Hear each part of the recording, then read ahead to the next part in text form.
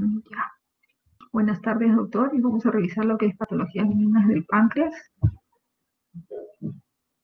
Eh, para hablar del páncreas es importante que reconozcamos la anatomía y sus relaciones. ¿Por qué? Porque el páncreas a veces por sí mismo no da mucha sintomatología inicial, sino los síntomas son por compromiso de los órganos vecinos que va a tener, ¿no? Por ejemplo, cuando compromete la vía biliar que nos da una ictericia, ¿no? Ahora, recordemos que el páncreas es un órgano retroperitoneal, ¿no? Está ubicado de una manera transversal, ¿no? En la parte superior del abdomen, ¿no? Y que se cruza por delante aproximadamente de las vértebras lumbares de la primera y la segunda. ¿Cuáles serían las relaciones importantes al hablar del páncreas? Entonces tenemos acá, ¿qué tenemos acá? El marco duodenal, ¿no? Cuando la cabeza del páncreas crece, ¿qué hace? Provoca una compresión, a veces compresión extrínseca y hasta la puede infiltrar, ¿no? Y entonces, ¿qué nos va a dar? Nos va a generar un cuadro obstructivo, una obstrucción alta, que también tiene relación con ¿qué? Con las vías biliares, ¿no? La parte intrapancreática del conducto biliar, a veces por compresión extrínseca o por infiltración de la misma vía biliar que nos provoca ictericia. ¿En relación con qué más está? Acá que son, estos son los vasos mesentéricos, ¿verdad? Mesentérico. Entonces, ¿por qué es importante esto? Porque nos va a dar criterios de resecabilidad, ¿no? De infiltración. Hacia el lado izquierdo que tenemos el vaso, y está en relación también al hilo esplénico, ¿no? La parte de la cola. El páncreas normalmente está detrás de un órgano, está cubierto por un órgano. ¿Se acuerdan qué órgano es? El estómago, ¿verdad? Y a veces también hay infiltración, cuando hay tumores que crecen muy grandes, provocan una compresión y provocan una dificultad para la alimentación. Ahora, ¿qué es importante acá? Es importante también reconocer la parte de las arterias, ¿no? La irrigación. Tenemos una irrigación arterial y tenemos un drenaje venoso. Y tenemos dos partes, o sea, hay tres partes, la cabeza, el cuerpo y la cola, pero la cabeza va a depender de una irrigación y el cuerpo y la cola va a depender de otro tipo de irrigación. Entonces la cabeza, la parte superior va a depender de las pancreático duodenales superiores, ¿verdad? ¿Que son rama de quién? El arco superior. De la gastro. Rama de la gastroduodenal. Y a su vez rama de la hepática. Y esta a su vez del tronco celíaco, ¿no? Entonces la parte anterior, superior, tiene dos ramas, o sea, su rama pancreático duodenal superior es anterior y posterior del páncreas, ¿no? Y las pancreáticos duodenales inferiores que van a cerrar el arco de la irrigación de la cabeza del páncreas, las pancreáticos duodenales inferiores, ¿rama de quién son? Rama de la arteria, de acá está, mesentérica superior, mesentérica superior, ¿verdad? Rama de la arteria mesentérica superior. A su vez, el cuerpo y la cola van a estar irrigados. ¿Por qué arteria? esplénica. Arteria esplénica, ¿no? La arteria esplénica nos va a dar una ramita que es la pancreático dorsal y también la transversal que sirve para unirse con la irrigación de la cabeza, ¿verdad? La irrigación venosa, como ustedes saben, es todo a la inversa, ¿no? Vamos a tener las pancreáticos duodenales que van a drenar hacia la mesentérica superior y también la parte del cuerpo y la cola a través de la vena esplénica, ¿no? Van a drenar hacia la vena porta. Todos van a, tanto la mesentérica superior como la parte de la vena esplénica, van a drenar ¿a dónde? Hacia la vena porta, ¿verdad? Eso en general es importante recordar. Ahora, ¿qué es importante acá recordar? La parte histológica, ¿no? Entonces, ustedes van a ver que en el páncreas vamos a tener una función. ¿Qué tipo de función? Endocrina y exocrina. Exocrina y una función endocrina, ¿no? Entonces, en la función exocrina vamos a tener dos tipos de células. Esto es importante tanto para la parte benigna como para la parte maligna. Tenemos acá, ¿qué son estos? Son los conductos, ¿verdad? los conductos pancreáticos. Tenemos uno que es principal y los otros que son los secundarios, ¿no? Acá vamos a tener células de los conductos y por lo tanto, cuando los tumores se presenten en estas células de los conductos, van a ser tumores ductales, ¿verdad? Son epitelios. El 80% de los tumores malignos son ductales, o sea, la mayor cantidad de los tumores malignos van a sentar en esta zona, de la parte exocrina. Pero aparte de los conductos, también que tenemos estas bolitas que están acá. ¿Qué son? Son los acinos. Acinos pancreáticos. ¿Ya? Y exacto, si el 80%, más o menos el 15% de los tumores malignos se van a sentar acá, en los acinos, ¿no? Más o menos, eso en resumen. Y en la parte endocrina, tenemos, ¿qué cosa tenemos? Tenemos los islotes de Langerhans, ¿verdad? Y acá mayormente los tumores son, ya sean benignos o malignos, van a ser un 5%. ¿No? Y para recordar nada más la parte histológica, tenemos las células alfa que secretan, ¿se acuerdan? ¿Sí? El glucagón, ahí está. ¿Pueden verlo? Las Sí, células beta, la insulina. que secretan la insulina, ¿no? Tenemos las células delta, que secretan Somatostatina. somatostatina. Ahora, ¿para qué es importante estas funciones? Vamos a recordar acá nada más en este mismo dibujo, ¿no? ¿Qué funciones va a tener el páncreas? El páncreas, esta parte exocrina, una función acuosa, ¿no? Y una función también digestiva enzimática, ¿verdad? La función acuosa, ¿en qué consiste? Consiste en secretar, ¿se acuerdan? Bicarbonato. ¿Para qué secreta bicarbonato el páncreas al intestino? ¿Para qué? Para que el pH cambie, ¿verdad? Si el bicarbonato va para alcalino. Entonces, si es cuando el estómago secreta el ácido gástrico, entonces lo que llega al duodeno, ¿qué es lo que llega? Llega el alimento con el jugo gástrico. Es un pH ácido. ¿Y se acuerdan que estimulan? Estimulan una hormona, que es ¿cuál es la hormona que estimula la secreción pancreática y de la vesícula? ¿Se acuerdan? Y la colecistoquinina. La colecistoquinina estimula la secreción, no solamente de las enzimas pancreáticas que van a secretarse al intestino, ¿no? Entonces, ¿por qué? ¿Por qué se secreta este pH alcalino? Para que las enzimas puedan ser activadas en el intestino a través de una enzima que está en la célula del enterocito, ¿no? Entonces, en el páncreas tenemos, aparte en los acinos, ¿qué tenemos? Tenemos unas proenzimas, ¿verdad? Estas proenzimas no están activadas todavía, ¿no? Entonces, estas proenzimas son eliminadas, ¿no? Fuera en el intestino, y ahí en el enterocito hay una enzima que se llama la enterocinasa. Entonces, esta enterocinasa va a hacer, por ejemplo, que el tripsinógeno se convierta en tripsina, ¿no? Más o menos esa es la idea. Quimiotripsinógeno en quimiotripsina, ¿no? De esa manera, ¿qué función tiene? Una función de secretar enzimas. Por ejemplo, ¿qué enzimas tenemos? Las enzimas que tenemos son para degradar, por ejemplo, los polisacáridos. Recuerda, los polisacáridos son las cadenas largas de los carbohidratos. ¿Y qué enzimas tenemos ahí que son importantes, que nosotros vamos a medir? Tenemos la amilasa, ¿se acuerdan? Sí, La amilasa es para degradar los polisacáridos, todo lo que tiene que ver con los carbohidratos. Entonces, los polisacáridos son las cadenas más largas. De por sí un polisacárido, digerirlo, absorberlo, es difícil, ¿no? Entonces lo eliminaríamos. Entonces, la amilasa lo fragmenta a oligosacáridos, disacáridos, monosacáridos, ¿no? Hasta que sea la unidad funcional de los carbohidratos más pequeñita para que puedan ser absorbidas en los intestinos. Y eso, ¿no? Todos esos nutrientes viajan a través, ¿se acuerdan? A la porta para que el hígado lo pueda metabolizar, ¿sí? Y también tenemos las que destruyen los lípidos, ¿no? Tenemos ahí los lipolíticos. ¿Cuáles son? La lipasa, importante. Es importante la lipasa, porque la lipasa vamos a medir. Entonces, ¿se acuerdan de la amilasa? ¿Se acuerdan de la lipasa? ¿Que va a servir para qué va a degradar la lipasa?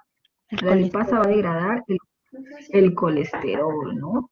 ¿Sí? Entonces, toda esta grasa la va a degradar hasta la unidad funcional mínima para que se pueda absorber, como son los ácidos grasos. Entonces, va a llegar hasta esos ácidos grasos para que pueda absorberse, porque si no se secretara, por ejemplo, hubiese una obstrucción, hay un cálculo que no deja que salga las enzimas pancreáticas, entonces de una manera crónica se formó un cálculo ahí, entonces tenemos una pancreatitis crónica y el paciente va a tener una insuficiencia pancreática. Por lo tanto, las grasas no se pueden absorber en el intestino, ¿no? Porque no se pueden degradar hacia su unidad funcional. Entonces, como hay una clínica que se manifiesta, vamos adelantándonos, ¿qué sería? Botaríamos la grasa por las heces, ¿no? Entonces saldrían unas heces Esta torrea, flotantes, Torrea. la esteatorrea, ajá, muy bien, la esteatorrea, ¿no? Entonces es una manifestación de insuficiencia pancreática. Entonces votaríamos. Y también, miren, el páncreas tiene, miren, para los carbohidratos, tienen para los lípidos y también tiene para las proteínas. Ya que esto es importante, lo de las proteínas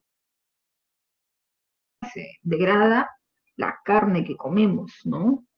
¿Sí?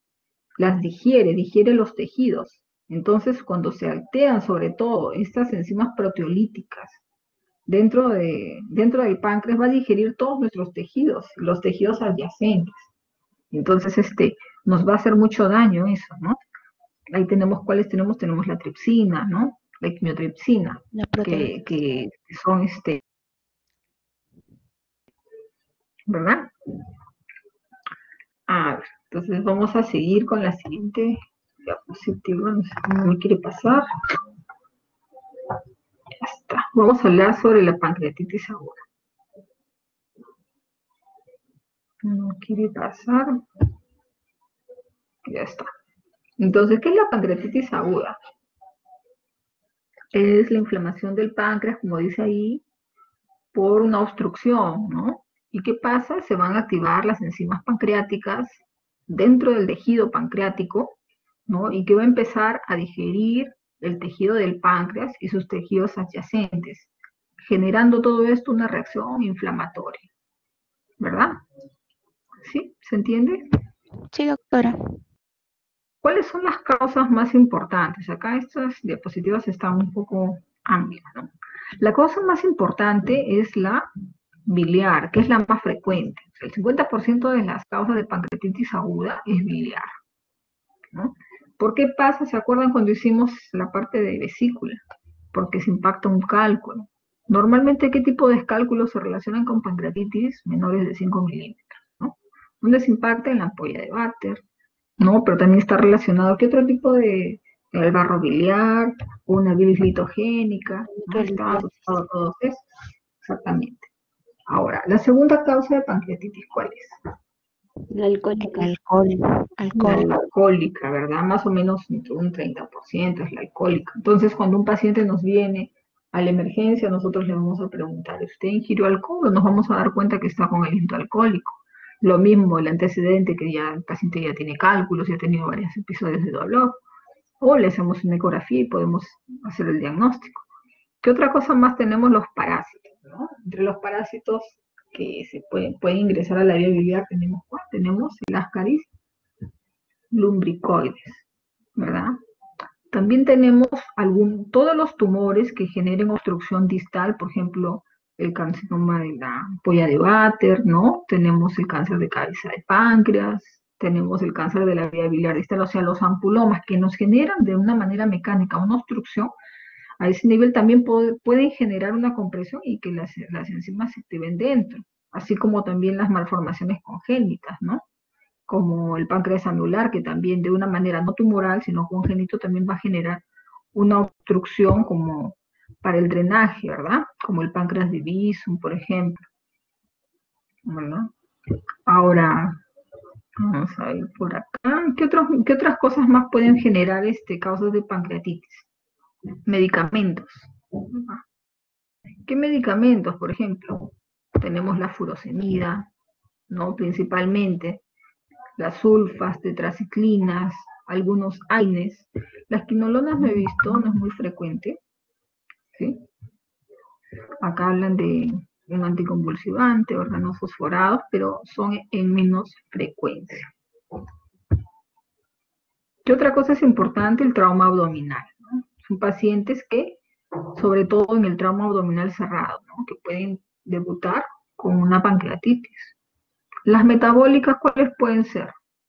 Porque también hay causas metabólicas. Por ejemplo, hay pacientes que tienen hipertrigliceridemias que también pueden hacer pancreatitis, y la hipercalcemia también.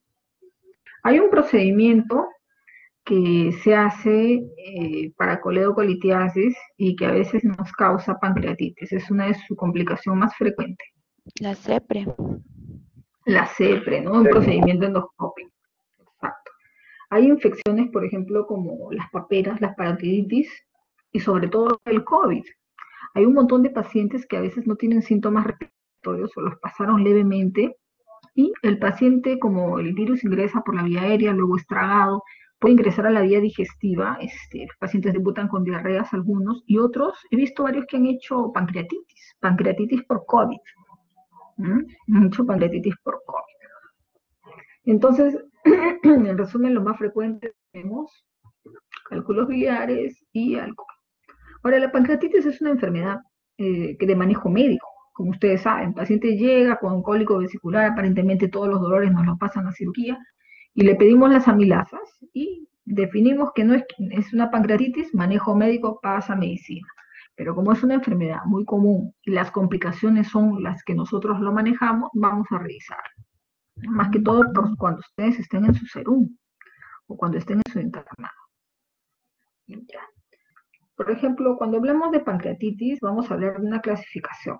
Así en resumen, ¿es una pancreatitis leve o es severa? No hay más, ¿no? La leve es la más frecuente, de hecho.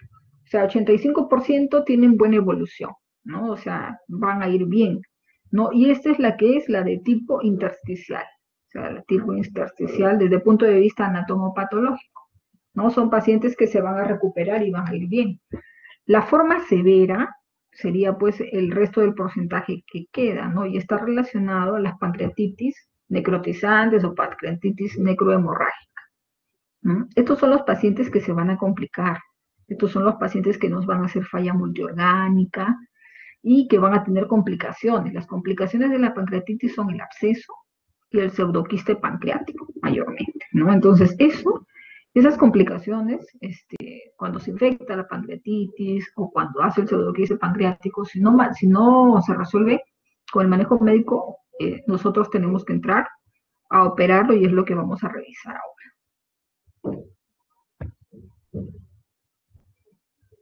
¿Qué es importante para hacer el diagnóstico de la pancreatitis? Primero, la clínica, ¿no? ¿Cómo es la clínica? Nos vamos a encontrar un paciente que va a ir a la emergencia, así como hemos visto. Son pacientes que vienen a la emergencia con un dolor. Lo más importante acá es el dolor. ¿Cómo es el dolor? Es súbito. ¿Se acuerdan cuando hicimos abdomen agudo? Súbito, de inicio brusco, muy intenso. ¿Y cómo es? En faja, ¿verdad? En faja, en el hemiabdomen superior. ¿Y a dónde se irradia? Al dorso a veces, ¿no? Hacia la espalda. Y el paciente, ¿cómo entra? De una posición antálgica, viene doblado. ¿Para qué se dobla el paciente?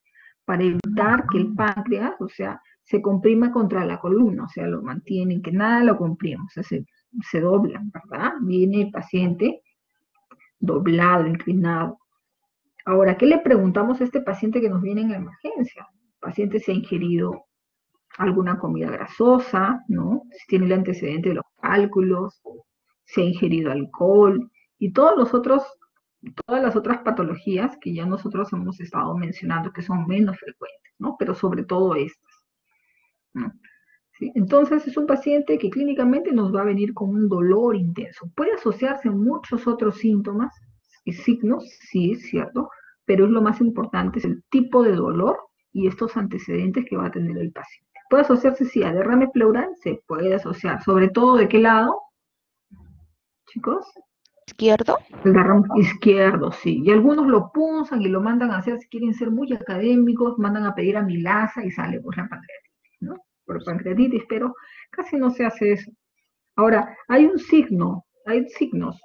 Por ejemplo, el signo de Cullen, como acá menciona, de Gray-Turner. ¿Se acuerdan el signo de Cullen qué significa? Hemorrágicas, mira. Son coloraciones Ajá. necromorrágicas. Ajá, Porque sí. hay infiltrado Periumbilical. hemático Muy en bien. parte de los Entonces es troncos una, abdominales. ajá, claro, una equimosis periumbilical, ¿no? Y la de Gray-Turner, ¿en qué parte? Esta es periumbilical y esta equimosis es en los flancos, ¿no? Y esto ¿qué representa? Un hemoperitoneo, ¿verdad? Este es de las complicadas. Normalmente si ya vemos eso es porque es una pancreatitis complicada. Ahora, otros signos mucho más alegados que el paciente tenga tetania, esas convulsiones por la hipocalcemia, porque ese es en la fase ya un poco más avanzada. Entonces, este paciente que viene así con este tipo de dolor, con esta exposición, a veces con fiebre, defensa muscular, a veces con un hilo y shock, ya estamos sospechando de que podría tratarse de una pancreatitis. Pero lo más importante, como ustedes saben, es las características del dolor y los antecedentes. Entonces, a los pacientes cuando ya estamos sospechando, cuando ya le hemos hecho el diagnóstico de pancreatitis, nosotros, ¿qué es lo que le pedimos? ¿O qué es lo que evaluamos? Evaluamos los criterios de Ransom, ¿verdad? ¿Y para qué me va a servir estos criterios de Ransom? O sea, ¿para qué le pido? Nos sirven para ver el pronóstico, ¿no? Para saber qué pacientes se van a complicar. Entonces, esto nos va a decir qué pacientes se van a complicar. Nos va a dar un pronóstico, ¿no? ¿Sí? En caso de los pronósticos, ¿no? ¿Sí? Ahorita vamos a revisarlo, vamos a regresar. Entonces tenemos este paciente que nos llegó a la emergencia y nosotros ya clínicamente estamos sospechando de que el paciente podría tener una pancreatitis. ¿Qué exámenes le pedimos a este paciente? Uno, para completar los criterios de Ransom y también para hacer nuestro diagnóstico, corroborar nuestro diagnóstico. ¿Qué le pedimos a este paciente? El hemograma, el perfil hepático también. Hemograma, de hecho, ¿no? Primero el hemograma, ¿no? Que nos sirve para ver la glucositosis, porque en una reacción inflamatoria sistémica hay una leucocitosis. La leucocitosis puede ser por trauma, por infección, por quemaduras, por muchas cosas, ¿verdad? ¿Qué más le pedimos? El amilasa, la Amilasa, muy bien. Muy bien. Amilasa, ¿qué más? lipasa sérica. Lipasa, muy bien. Valores mayores de 3.000. Muy bien. La amilasa, ¿cuánto se debe elevar para sospechar? Más de 3. 3 veces lo normal. ¿Hasta cuántas creo. veces su valor? Más de 3 veces, doctora. Claro. 3 Más veces. de 3 veces su valor normal, ¿no? Y se eleva en las primeras 24 horas, o sea, desde el inicio de las primeras 24 horas hasta los 3 días. Por ejemplo, si ya pasan 4 o 5 días, ya no le voy a pedir amilasa, porque los valores ya no se van a mantener. Más allá de 3 días, ya no me sirve. Entonces, si el paciente me llega al cuarto día y quiero pedirle un control, ¿qué le pido? La lipasa. Lipasa, ¿verdad? Además, la lipasa es más específico para patologías de origen pancreático, ¿no? Y me dura a veces hasta 7 y a veces hasta 14 días me puede servir, ¿no? Aparte de que la amilasa también se eleva en otras condiciones, en otras enfermedades. Por ejemplo, en las paperas también se eleva las amilasas, en perforaciones intestinales, isquemias mesentéricas, en tumores de las glándulas salivales. O sea, hay condiciones que son raras, pero y que también se elevan, ¿no? Se elevan también la amilasa es menos específica. Entonces, de inicio, hasta los primeros 3 días más específica es la amilasa, y a partir de las 24 horas, ¿no? Entonces ya, ¿qué es lo que se eleva? Se eleva las lipasas, ¿no? ¿Qué más le pedimos para nosotros completar nuestro ransom? ¿Qué le pedimos? Hemograma ya dijimos, ¿qué más le pedimos? Un perfil hepático, doctora, podría Le ser. pedimos un perfil hepático, sí. Ahí está, dentro de ellos está la TGO, le pedimos la deshidrogenasa láctica, le pedimos la glucosa para ver si hay una hiperglicemia, ¿verdad? Y le pedimos todos estos exámenes a nuestro paciente, porque ya nuestra amilasa nos salió elevada, y entonces nosotros le pedimos todos estos exámenes. ¿Para qué? para poder saber cuál es qué pronóstico vamos a tener con estos pacientes. Por ejemplo, si nuestros valores salió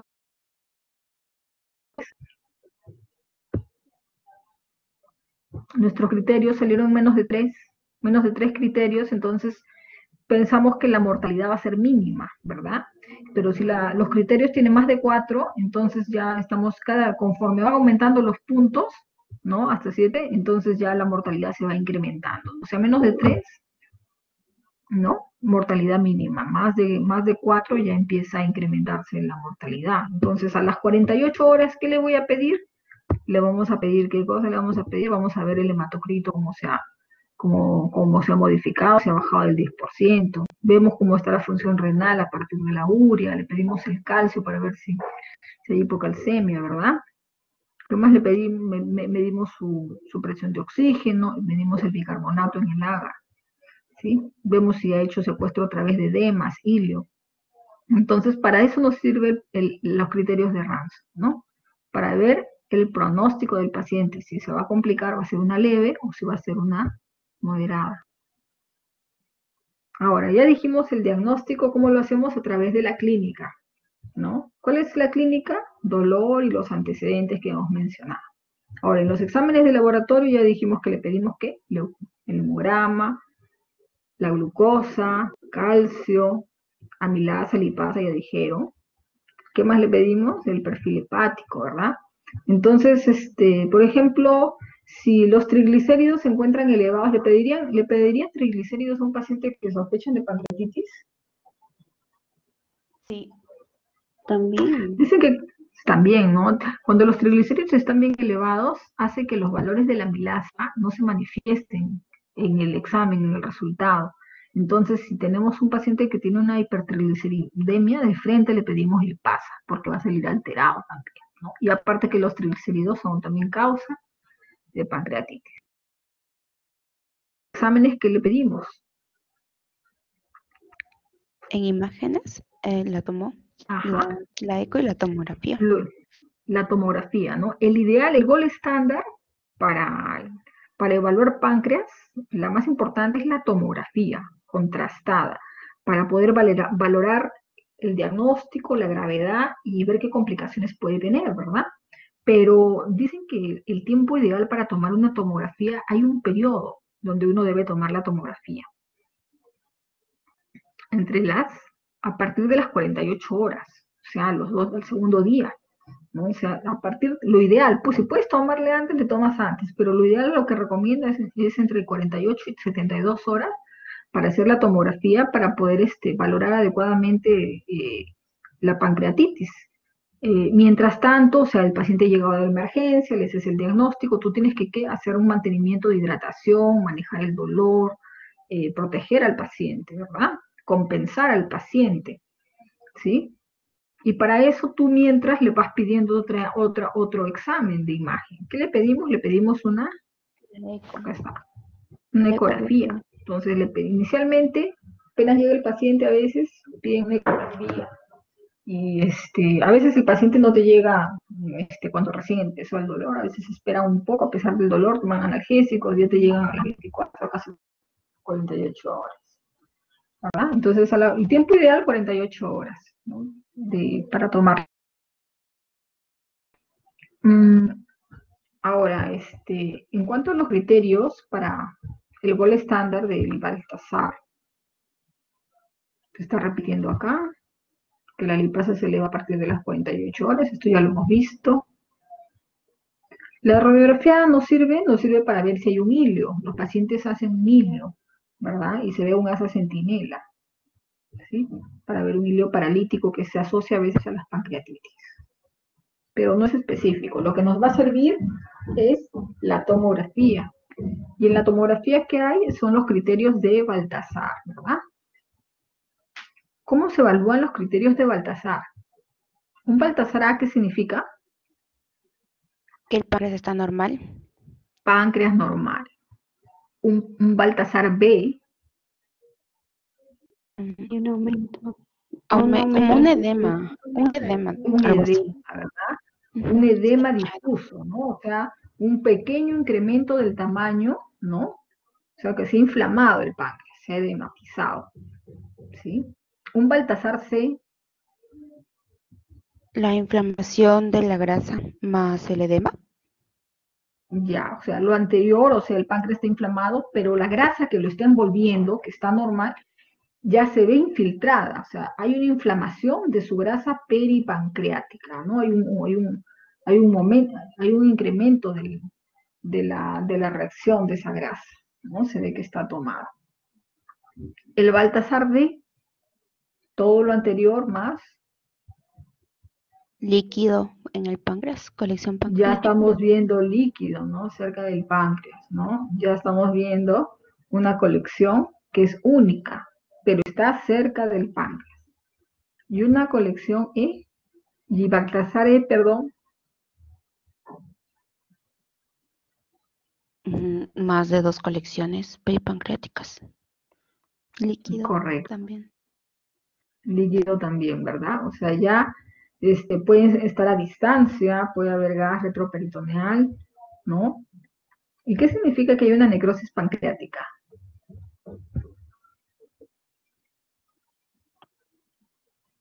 No hay, no hay flujo. Ya no hay ya no hay oxigenación en las Ya, células del claro. páncreas. Estos son indicaciones de gravedad. ¿Se acuerdan que Grave. hablábamos de la intersticial y la necrótica? Ya, entonces este es un Sí, paciente que ya está, muy avanzado. ya tiene mayor compromiso y conforme ingrese el porcentaje de compromiso, la mortalidad también de estos pacientes se incrementa, ¿no?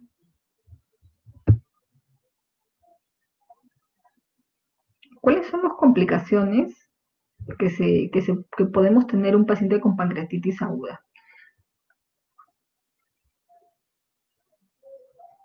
Ahí Lo más está. importante, un pseudoquiste. Ya tenemos el pseudoquiste pancreático. ¿Y qué más Y tenemos? El absceso. Tenemos absceso. el absceso, ¿no? Y también que tenemos la necrosis, ¿no? La necrosis pancreática, ¿no? ¿Sí? Estos pacientes donde se manejan en la UCI, en una unidad de cuidados intensivos, ¿sí? Ahora, ¿cuánto tiempo debemos esperar para pensar que este paciente va a formarse un pseudoquiste pancreático? Hay un tiempo aproximado.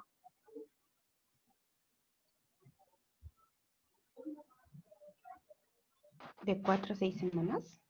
De 4 a 6 semanas aproximadamente, ¿no? Es un tiempo aproximado. ¿Y cómo se forma? O sea, la cápsula que ellos tienen es real, no, no es real, así como en los quistes, ¿se acuerdan? Hidatídicos, ¿no? ¿No? La cápsula de este pseudoquiste, por eso es pseudoquiste, porque no tiene todas las capas, está formada por la reacción inflamatoria de los tejidos, de la fibrosis, de la inflamación que se ha formado ahí en el páncreas, ¿no? Y ahí se van a acumular, ¿qué se va a acumular? Se van a acumular restos de la inflamación, Tejido. ¿no? Y en ese pseudoquiste puede formarse un absceso. Ahora, ¿en qué parte se forman más los pseudoquistes pancreáticos? Se forma más en el cuerpo, ¿no? Y a veces también en la cola, ¿sí? Y los abscesos por lo mismo, que por la acumulación de esos detritus, pues también. ¿Cuál es el tratamiento de estos pacientes?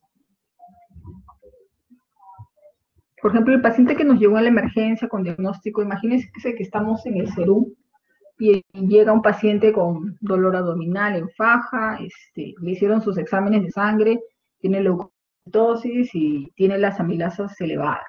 Entonces ya le hacen el diagnóstico de pancreatitis. Entonces ustedes van a iniciar una transferencia para que le hagan la tomografía y corroborar qué grado de Baltasar puede tener el paciente para poder ver su pronóstico de ese paciente. Porque no tienen para dosar calcio, no pueden, no tienen el pulsoxímetro tal vez, ¿no? No tienen para desherogenasa, no tienen perfil hepático, tienen lo básico. ¿Qué es lo que inician ustedes su tratamiento? Primero por la vía oral, ¿le dan dieta, no le dan dieta? ¿Qué es lo que hacen? NPO. Primero NPO, Yo a le este doy dieta. paciente ya no puede. Ah, exactamente, NPO. ¿Le colocan sonda, no le colocan sonda a este paciente? ¿Qué es lo que hacen con este paciente? se le pide, se le da NPO, ¿no? Analgésicos y observación.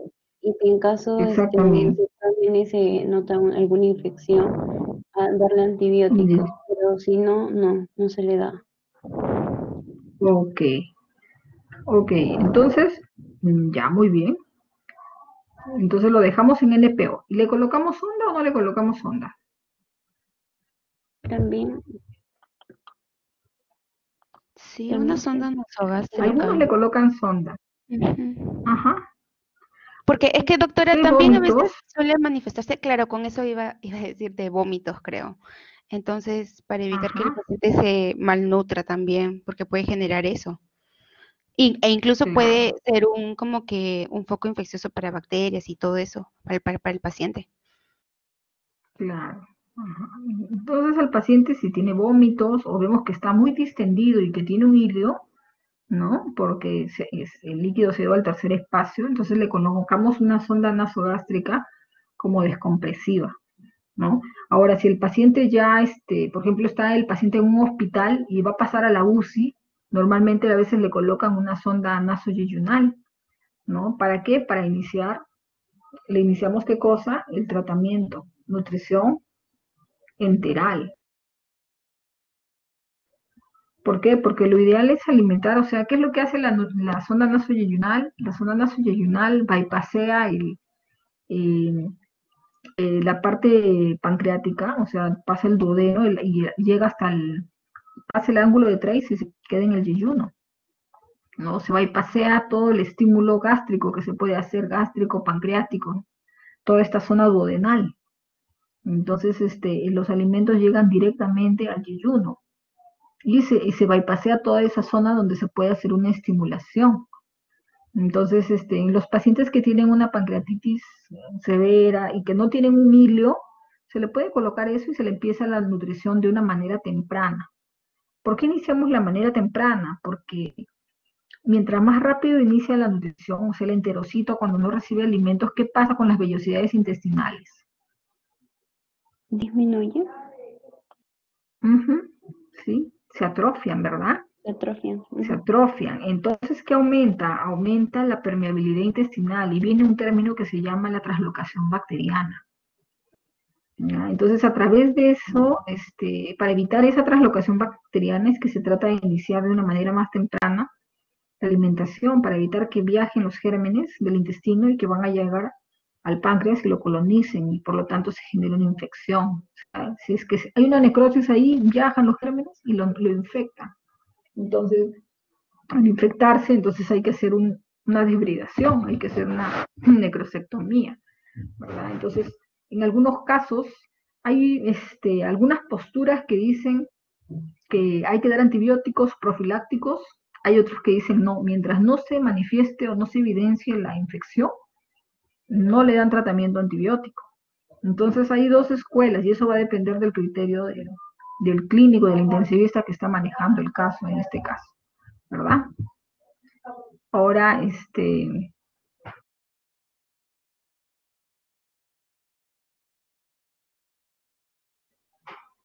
ok, hay unas interrupciones acá por mi casa. Ok, ya, estábamos hablando de la nutrición del paciente, ¿verdad? Pero esta nutrición también puede ser mixta. Hay algunos pacientes que no pueden tolerar de repente la nutrición ni enteral, ni por la sonda. No le podemos dar la vía oral, no le podemos colocar por sonda gástrica, no le podemos colocar la sonda nasoyunal. Entonces, estos pacientes que no pueden comer porque están totalmente distendidos por el hilio, por la inflamación severa que tienen, entonces estos pacientes se les puede dar la nutrición parenteral total. Tienen indicaciones de nutrición parenteral total en la UCI y se lo da a la unidad de soporte nutricional. Posteriormente se le puede dar una mixta, o sea, se le puede dar por la vena y también enteral una pequeña cantidad. ¿Y qué es lo que se le da por el nutriente enteral? ¿Qué nutrientes le damos? Le vamos a dar qué cosa? Le vamos a dar ya alimentos predigeridos, ¿no? Por ejemplo, soluciones oligoelementales como dipéptidos, tripéptidos, o sea que ya están ya con una fácil absorción a través del intestino, ¿no? Eso es lo que le vamos a dar. También hay poliméricas donde hay polipéptidos, es un poquito, las cadenas de estos nutrientes son un poquito más largas. Dependiendo de la gravedad del paciente, es que nosotros le vamos a dar uno u otro tipo de nutriente enteral, ¿no? Ahora hay algunos trabajos de investigación que hicieron en unas ratas. ¿Cómo fue el trabajo? Les provocaron una pancreatitis a estas ratitas y les empezaron a estimular con alimentos a nivel de la parte intestinal, digestiva alta, y vieron que todo estímulo del nutriente no generaba ninguna secreción pancreática, porque el páncreas como que estaba quemado. Por más estímulo digestivo que se le daba, el páncreas no generaba ni secretaba más enzimas pancreáticas, ¿no? Pero de preferencia en las primeras fases, a pesar de esto, se evita el estímulo de la parte digestiva, porque puede que haya quedado alguna parte que todavía sea estimulable, ¿verdad? Ok, entonces hablamos de la parte hemodinámica, nos falta. ¿Qué es lo que hacemos? Este paciente necesitamos ¿qué? Hidratación, que es importantísimo. ¿Qué solución le damos a este paciente? Le damos una solución isotónica, ¿verdad? ¿Qué le damos? Lactato de Ringer o cloruro de sodio al 9 por 1000. Una solución que tiene una osmolaridad similar al plasma. ¿Por qué? Porque hay secuestro de líquido y este paciente está normalmente deshidratado. Entonces, ¿qué otra cosa manejamos del paciente? Primero, NPO, puede que le coloquemos o no una sonda y a la larga vemos si necesita soporte nutricional o soporte nutricional enteral. ¿Qué más? Ya estamos hablando de la hidratación. Y tercero, ¿qué más? ¿Por qué nos viene el paciente? Que hay que calmarle. Por el dolor súbito en epigastrio también. Claro, hay que darle para el dolor. Normalmente, ¿qué es lo que le damos? Le damos tramadol. No evitamos componentes que tengan morfina. Porque puede incrementar o puede empeorar su cuadro, ¿verdad? ¿Qué más le damos? A veces algunos le dan protector gástrico, otros no le dan, ¿no? Pero normalmente le damos un protector gástrico, le podemos dar un inhibidor de bomba o ranitidina de manera horaria. Y entonces indicamos al paciente pase a UCI para manejo, ¿no? Para manejo en cuidados intensivos, ahí ya le inician el soporte nutricional, ya sea enteral, que sí, ¿no? Ahora, sobre el soporte de los manejos de las infecciones, como les dije, algunos inician los antibióticos, otros deciden solamente lo básico que hemos estado comentando. En cuanto al tratamiento quirúrgico, ¿cuál es el tratamiento quirúrgico? El tratamiento quirúrgico solamente hacemos cuando hay complicaciones. ¿Cuándo? Cuando esa necrosis pancreática se infecta.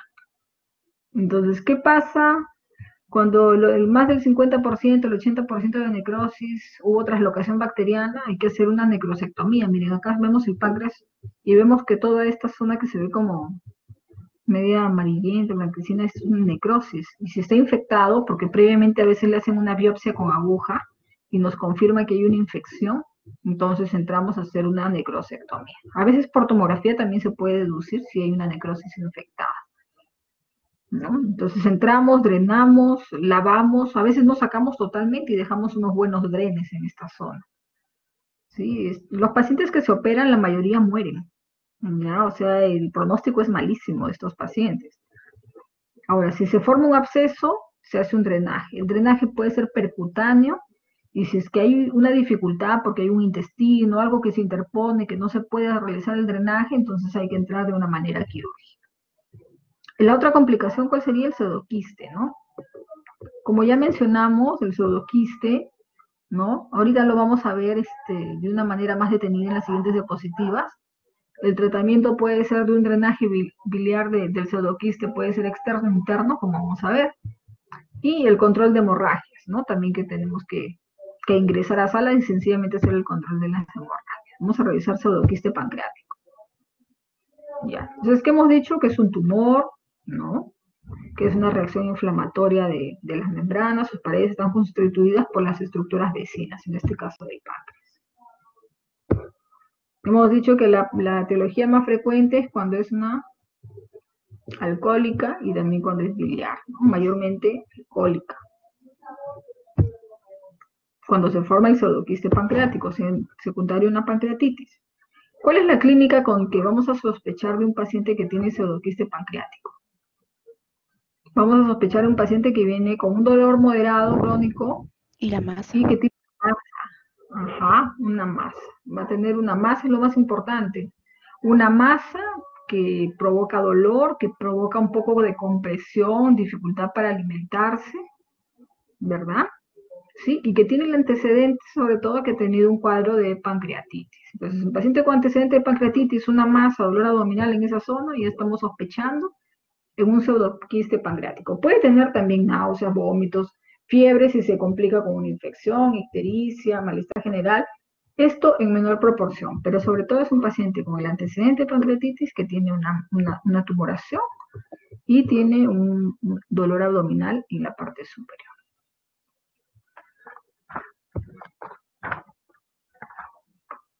Ya. Estos pacientes, lo más importante para hacer el diagnóstico, ¿qué es? Las imágenes, ¿no? Inicialmente se le puede pedir una ecografía, pero el diagnóstico específico más es por la tomografía, ¿verdad? Por la tomografía.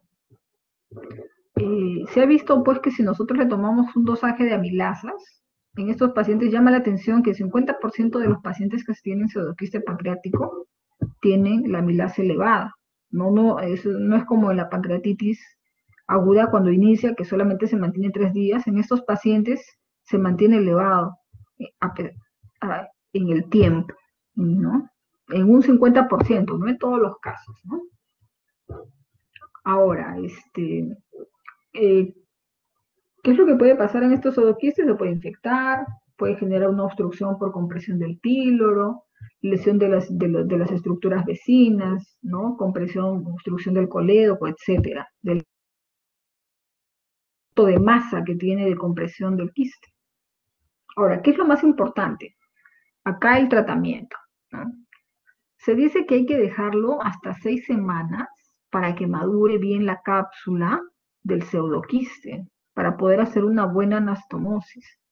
¿Y cuál es el tratamiento? Es hacer un drenaje, ¿no? Este drenaje puede ser interno o puede ser externo, ¿ya?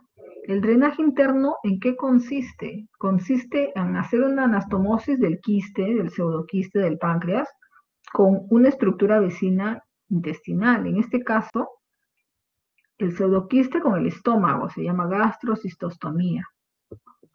Del pseudoquiste con el intestino, con el yeyuno, ¿no? Yeyuno, cistostomía. Y también se puede hacer con el duodeno, que es una duodenostomía, ¿no? O sea, le pueden invertir el término también, ¿no?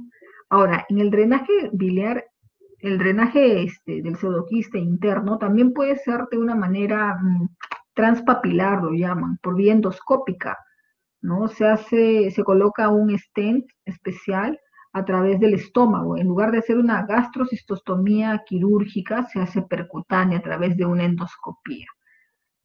Es un procedimiento que no se realiza acá porque no tenemos el equipamiento necesario, ¿no? De repente, particularmente, tal vez sí, pero no he visto mucho de estos casos más que en el extranjero, ¿no? El drenaje externo, ¿se acuerdan?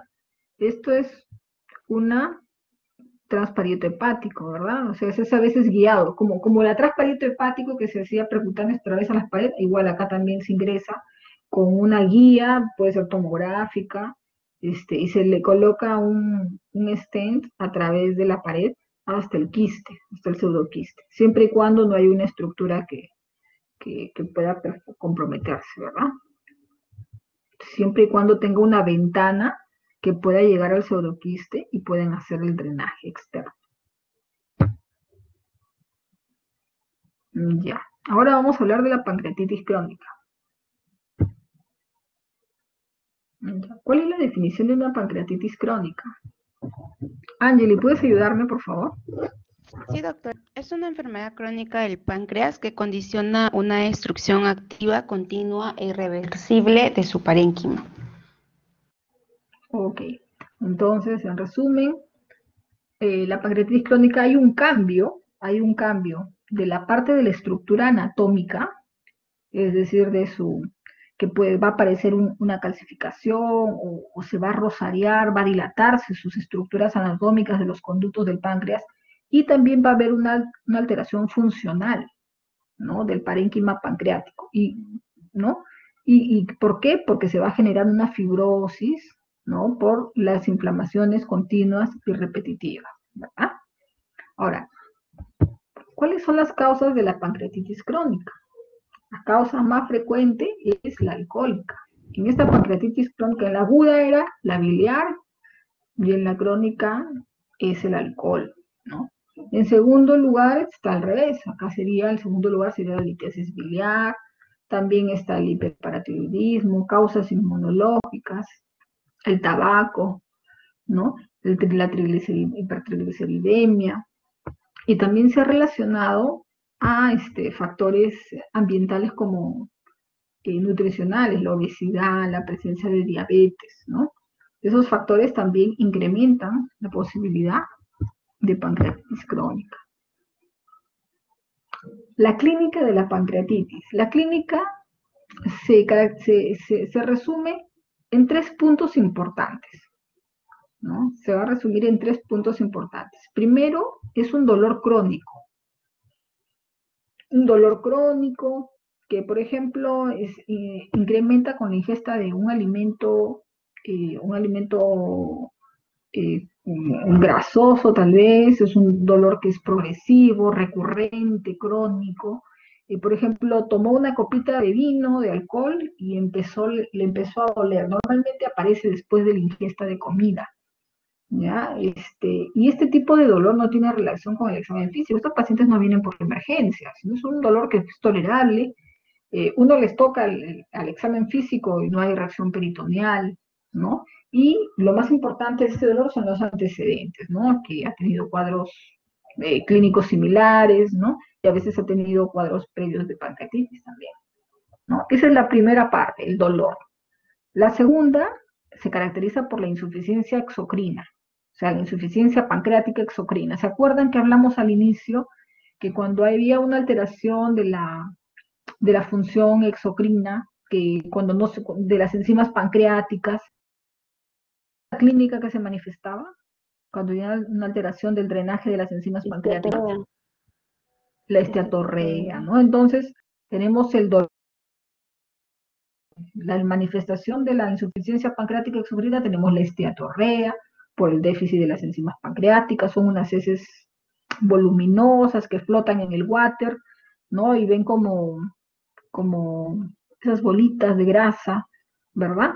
Brillosas, ese tipo de heces, manifestación de esteatorrea.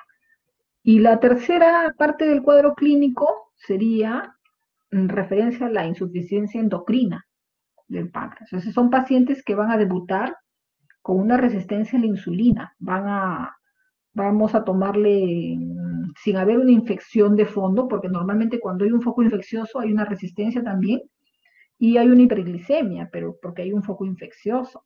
Pero en este caso no, debuta el paciente con una hiperglicemia y se detecta una resistencia a la insulina, ¿no? Y finalmente, cuando esto sigue crónicamente, ya se instala un cuadro de diabetes, ¿no? Sobre todo esto ya cuando se ha destruido mayormente la tercera parte del páncreas, del compromiso. Y a veces también, por la falta de la absorción de vitaminas liposolubles, de la A, de la D y la K, ¿no? A veces. Entonces, la clínica vamos a tener la triada. ¿Se acuerdan cuáles son? Hay una triada, pero que no tiene que ver con el cuadro clínico, en parte. No se manifiesta, el dolor no lo toman muy en cuenta, sino para hacer diagnóstico de una pancreatitis crónica van a tomar en cuenta 3 parámetros. Esteatorrea, la diabetes. La diabetes y la calcificación. Sí, muy bien, Angeli, muy bien, me sorprendes. Y calcificaciones en las imágenes de los conductos, ¿no? Que es un criterio mayor para poder hacer un diagnóstico de pancreatitis crónica. Entonces, esa es una triada mayormente en estos tipos de pacientes. Ahora, ¿cómo nos va a ayudar, aparte del cuadro clínico que hemos visto, los 3 puntos principales? Vamos a pedirle imágenes a este paciente. ¿Y cuál es la imagen más importante para estudio de páncreas? La tomografía, para ver tumores o lesiones retroperitoneales, ¿no? Estos son síntomas que también a veces se asocian. Ya no le pedimos mucho a estos pacientes, porque el examen más importante para poder hacer un estudio es un estudio de las heces, es un estudio fecal, y lo que se pide ahí es mayormente copro funcional de heces y se solicita el estudio de la elastasa fecal, ¿no? Normalmente si la elastasa fecal está disminuida es una manifestación de una insuficiencia exocrina, ¿verdad? Ahora, en cuanto a la tomografía, que es el examen más importante, ¿qué es lo que vamos a buscar ahí? ¿Qué vamos a buscar en la tomografía? Nos van a informar calcificaciones, ¿verdad? Y otro es alteraciones de los conductos pancreáticos, ¿no? En este caso de Wilson y de los conductos secundarios. Pueden ser estenosis o dilataciones, ¿verdad? Acá están los criterios mayores y menores para poder diagnosticar una pancreatitis crónica, le llaman los criterios de Rosenbaum. Criterio mayor cuando hay calcificación. Criterios menores o criterio B, ¿no? Es cuando ven el lóbulo sempanal. Y los criterios menores son las irregularidades de los conductos biliares, ¿verdad? Cuando él se dilata más de 3.5 milímetros, el arrosariado, las ramas secundarias más de 1 milímetro y así sucesivamente, ¿verdad? Hay una valoración de estos criterios para poder hacer diagnósticos, si el diagnóstico es confirmado, es sugestivo, es indeterminado, etc. ¿Cuál es el tratamiento de la pancreatitis crónica? El tratamiento médico, bueno, va en función de los 3 puntos que hemos visto, ¿no? El primero, el dolor, se le da pues una analgesia y de por sí cuando empiezan a darle las enzimas pancreáticas, reduce el dolor, ¿no? En cuanto a la insuficiencia exocrina, ¿qué le damos? Enzimas pancreáticas. Y para la diabetes también, ¿qué le dan? Le dan también el tratamiento específico para la diabetes, ¿no? ¿El tratamiento quirúrgico en qué consiste? Consiste en drenar adecuadamente la obstrucción de los conductos pancreáticos. ¿Cómo hacemos ese drenaje? Haciendo una anastomosis. Se hace una resección y a veces se hace una anastomosis del conducto pancreático con el intestino, ¿verdad? Para poder hacer el bypass de la obstrucción de ese drenaje pancreático. Otros hacen una resección pancreática y hacen también la anastomosis, la pancreatoginginostomía. Y eso en general. Eso de la litotricia no he visto mucho para tratamiento de la litiasis específica, pero sí más la colocación paliativa de stents, ¿no? ¿Qué es lo que se coloca? Se le coloca a través de 2 formas, ¿no? Se coloca a través de una CEPRE, se hace como una endoscopía, y se coloca un stent, un drenaje biliar, para poder evitar la cirugía. Y algunos también lo hacen en casos de estenosis, o retiro mismo del mismo cálculo, ¿no? Un tratamiento no tan invasivo como quirúrgico. Es un poco complicado eso de la pancreatitis crónica en cuanto a la parte quirúrgica.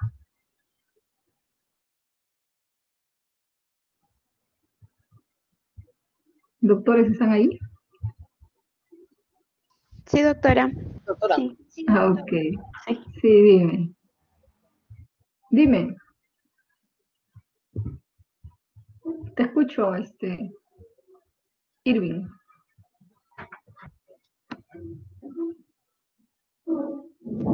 no, le dije, doctora, que todo estaba claro. Ah, ok. Ok. Dime, ¿quién no ha venido a la charla? ¿Qué ha pasado? Hoy estamos todos, doctora. Creo que Pablo, mi compañero Pablo tiene Pablo. problemas de conexión por momentos, sí. Sí, por momentos Ah, por está, momentos. doctora, se Ah, ok, desconecta, por entra, se momentos. desconecta, entra. Ok, ya. Entonces seguimos. A ver, estoy pasando acá, ¿no? No está, son 5. No los puedo ver bien. Ya empezamos rápido para poder terminar. A ver, cáncer de páncreas. Como ya habíamos visto, ya habíamos revisado la anatomía, ¿se acuerdan? Entonces, a ver, ¿se acuerdan de esta? ¿Qué se irrigaba en la cabeza del páncreas? La arteria Para pasarlo rápido. ¿Qué arterias? Pancreático duodenal, ¿no? Pancreático duodenal. Superior, inferior, que hacían como un arco a la cabeza del páncreas. Duodenal, de la hepática, del tromboceleáculo, de acá de la mesentérica superior. Y el cuerpo y la cola dependían de la arteria esplénica, ¿verdad? De la ¿Sí? esplénica. Ya. Ok, muy bien. Entonces acá repetimos lo mismo. Están viendo toda la irrigación. Ya, empezamos acá. Entonces, como ustedes saben, el cáncer de cabeza de páncreas lamentablemente es una enfermedad muy agresiva que tiene una sobrevivencia muy pobre, miren, 5% a 5 años, ¿no? Y que se caracteriza por rápido crecimiento cuando ya se instala la enfermedad. Existen factores de riesgo para tener cáncer de páncreas, sí. Existen factores ambientales, que son los estilos de vida, lo que nosotros comemos y hacemos, factores demográficos propiamente que no los podemos cambiar, como la edad, el sexo, etcétera, y factores genéticos que tampoco podemos cambiar, ¿sí? Entonces, entre los factores ambientales que tenemos, ¿con qué está relacionado? Sí o sí está relacionado con el tabaco, ¿verdad? El tabaco, cáncer de pulmón, cáncer de esófago, cáncer de páncreas y muchos otros cánceres. O sea, está demostrado y la gente sigue fumando a pesar de eso, ¿no? Casi la mayoría de los tumores digestivos, ¿a qué está relacionado? A dieta rica en grasas, carnes, ¿no? Y también algunos en carbohidratos, ¿no? Y factores protectores son las vitaminas, las frutas, las verduras, hojas verdes, ¿no? Es un factor de riesgo importantísimo la dieta, así que tienen que tomarlo mucho en cuenta.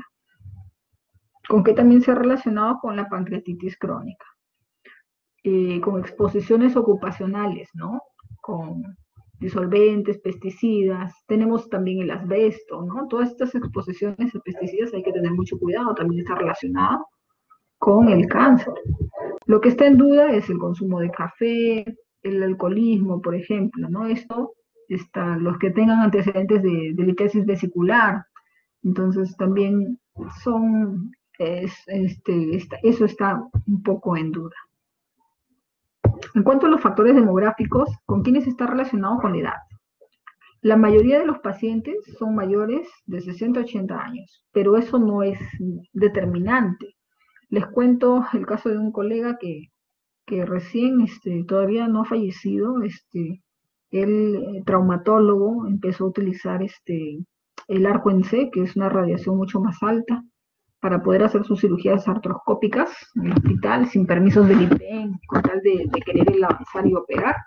Y lamentablemente seguramente tendría algún gen ahí, ¿no? Algún gen, oncogen, que a través de la radiación fue activado. Y él en uno de sus viajes, de un stage que tuvo, de pronto se puso ictérico, de la nada, y tuvo que regresar porque no tenía seguro.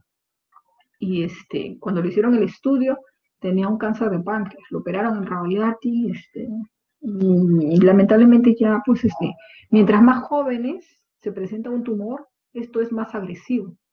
Entonces, tiene una pobre sobrevida, la verdad no, con todo esto de la pandemia, ya no he averiguado el destino del colega, ¿no? Otro factor que tenemos con el sexo, acá tenemos a Steve Jobs, ¿se acuerdan? También murió con cáncer de páncreas, ¿no? Más relacionado en varones, y también con la raza negra, ¿no? También está relacionado. Existen factores genéticos, ¿no? Existen factores con los que está relacionado el cáncer de páncreas, sobre todo está relacionado con un oncogen. ¿Cuál es el oncogen relacionado con cáncer de páncreas? El CARRAS. El primero. El KRAS, ¿verdad? El KRAS. Para el desarrollo del cáncer va a existir un desequilibrio. Por ejemplo, nosotros tenemos los que son los oncogenes, ¿no? Entre ellos tenemos el CARRAS, es decir, estos van a estimular el crecimiento celular incrementado, ¿no? Desordenado. Y tenemos también los genes supresores tumorales. O sea, normalmente este gen supresor tumoral siempre está activo. Por ejemplo, puede desarrollarse un crecimiento desordenado en alguna parte de nuestro organismo y el gen supresor tumoral lo va a identificar porque genéticamente no estábamos programados para que eso se desarrolle de esa manera normal, y va el gen supresor y destruye ese tipo de células, ¿no? Entonces, ¿qué pasa? Que cuando este gen supresor tumoral se inactiva y el oncogen se activa por alguna razón, un virus, qué sé yo. Entonces, este oncogen empieza a producir o a estimular el crecimiento de unas células. Y poco a poco, de una manera desordenada, y va alterándose las mitosis, va alterándose también van alterándose la estirpe celular, etcétera, ¿no? Y el gen supresor tumoral no va a destruirlas porque también por alguna razón, por un virus, también por una radiación, se ha inactivado. Entonces empieza el desarrollo del cáncer, porque en condiciones normales las células crecen, mueren, entonces hay un equilibrio del crecimiento de estas células. Entonces, en la carcinogenia molecular tenemos la activación del oncogen CARRAS y la inactivación de los genes supresores tumorales. Perdón, se siempre me están llamando todo el día, me llaman, un segundo.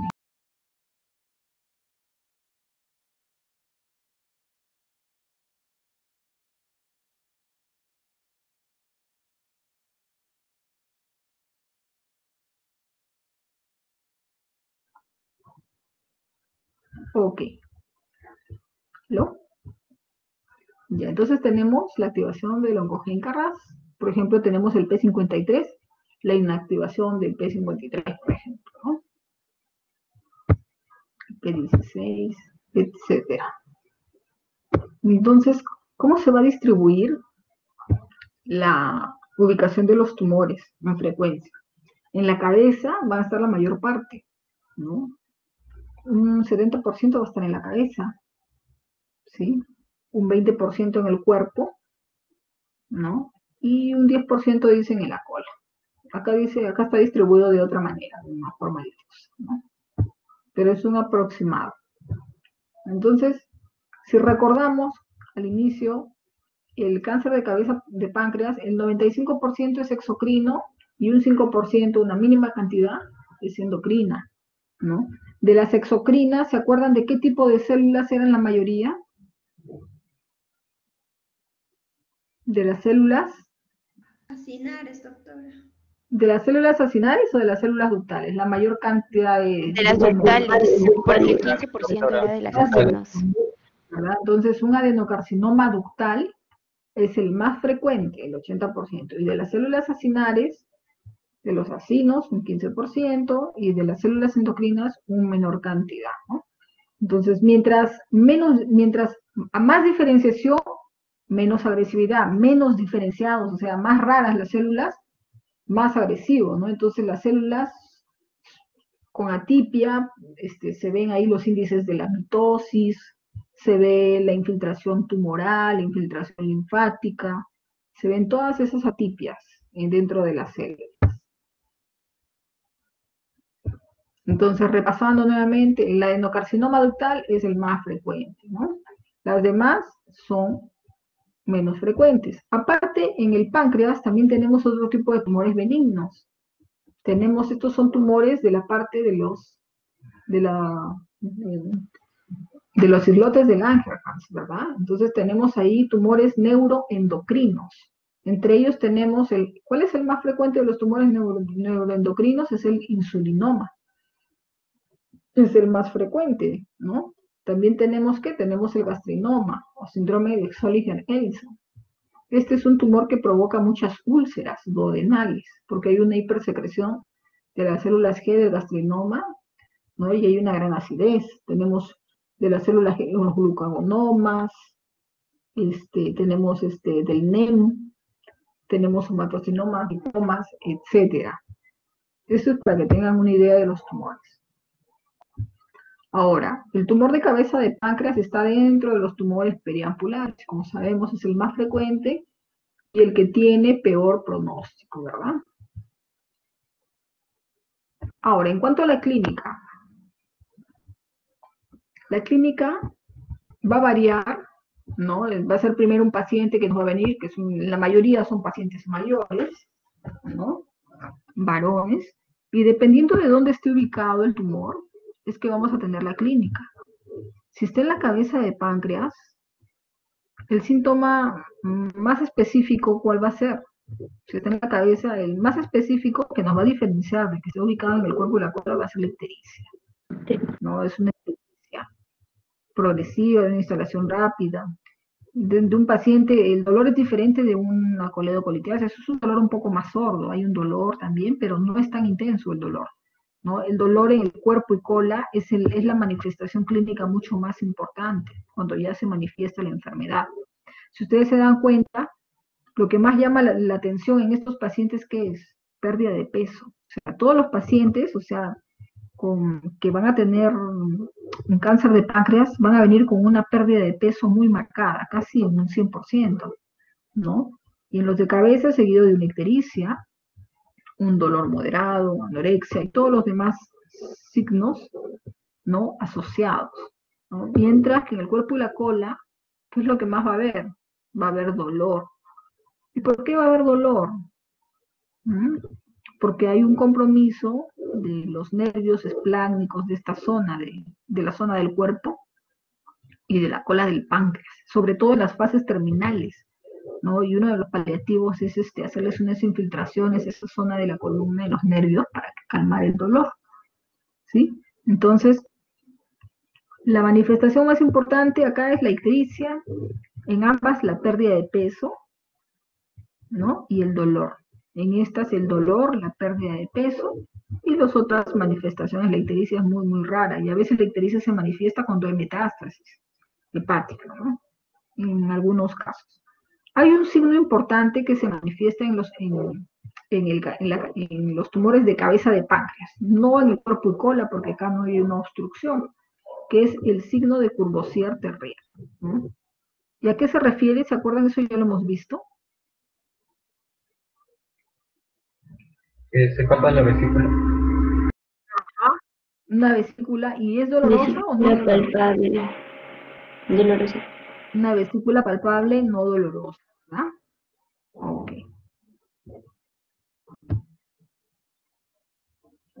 Algunos pacientes también los han asociado esto a ¿cómo lo llaman? Un síndrome paraneoplásico. A los cánceres, no solamente el cáncer de cabeza de páncreas, sino los cánceres se asocian a síndromes paraneoplásicos, como las tromboflebitis migratorias, son como una especie de inflamaciones vasculares que se trombosan las venas, ¿no? Y que aparecen y desaparecen.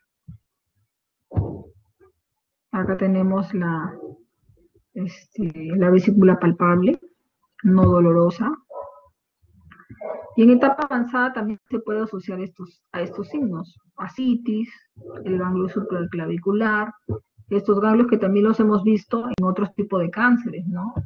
En el cáncer gástrico. Ahora, ¿cuál es el marcador tumoral más importante que nos sirve para pronóstico y para hacer seguimiento en los pacientes con cáncer de páncreas? El CA19-9. Ajá, el CA19-9. ¿Y se acuerdan en qué otro cáncer también se elevaba que recién hemos estudiado? El colangiocarcinoma. En el colangiocarcinoma. Sí. En cuanto a los estudios de laboratorio, ¿no? Que le vamos a pedir a un paciente que tiene un cáncer de páncreas. ¿Qué es lo que le pedimos? Le pedimos pruebas pues generales, hemoglobina para ver el hemograma, pruebas de función renal, que le pedimos un perfil hepático para ver la ictericia, la fosfatasa, los signos de colestasis, ¿verdad? El compromiso de la vía biliar, ¿no? Va a elevarse todo eso. ¿Qué más le pedimos para ver el estado de nutrición? Le pedimos la albúmina, ¿no? Porque este es un criterio importante cuando nosotros vamos a decidir la cirugía. ¿no? Un paciente que tiene una hipoalbuminemia, las anastomosis totalmente se abren. Entonces, estos pacientes tenemos que nutrirlos antes de hacerle un procedimiento, dependiendo de la permeabilidad intestinal, la función intestinal, eh, una nutrición parenteral o una nutrición enteral si los vamos a operar, unos 10 días mínimo antes de la operación. Hay que corregir la coagulación porque ustedes saben que la vitamina K es una vitamina liposoluble, si no hay un drenaje biliar adecuado, ¿no? Entonces, a veces las vitaminas no se absorben adecuadamente, ¿sí? Y si hay la bilirrubina muy elevada, también hay que corregir antes de la operación. ¿Se acuerdan que nosotros, el pronóstico mejora cuando la bilirrubina está por debajo de 7? Entonces, estos pacientes tenemos que hacer un drenaje, tanto interno percutano o percutano, ¿no? Antes de la operación. Hay que preparar bien estos pacientes. Ahora, en cuanto a las imágenes, ya ustedes saben, ¿cuál es el gol estándar para estudio de imágenes? Tenemos, ¿cuál es? Tomografía. La tomografía, La doctora. tomografía, sí, claro. Nos sirve para diagnóstico, nos sirve para ver las relaciones, nos sirve para ver si es que, o sea, hacerle un estadiaje adecuado, ¿no? Pero cuando nosotros recién estamos empezando el estudio de los pacientes, ¿qué es lo primero que le pedimos? La eco. Una ecografía abdominal, ¿no? Frente a toda ictericia obstructiva, cuando el paciente recién nos llega, lo primero que le pedimos siempre es una ecografía abdominal. ¿Para qué? Para ver Eco. dónde está dilatado, ¿no? Para, de acuerdo a eso, nosotros poder decidir, ¿no? ¿Cuál es el siguiente paso en este estudio? Que el paciente recién nos llega, ¿verdad? Además, también podemos ver si hay ascitis, etcétera.